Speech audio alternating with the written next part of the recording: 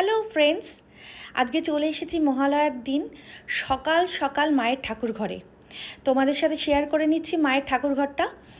মায়ের এই ঠাকুর ঘরটা অসম্ভব নোংরা হয়েছিল, যেটা মায়ের বয়স হয়ে যাওয়ার জন্য মায়ের পক্ষে এখন আর সম্ভব হয় না পরিষ্কার রাখার। সেহেতু আমি আজকে সকাল সকাল উদ্যোগ নিয়ে মায়ের পুরো ঠাকুর ঘরটা পরিষ্কার করেছি এবং ঠাকুরের সমস্ত কাপড়গুলো চেঞ্জ করেছি এবং সুন্দর করে ঠাকুরগুলিকে সাজিয়ে রেখেছি।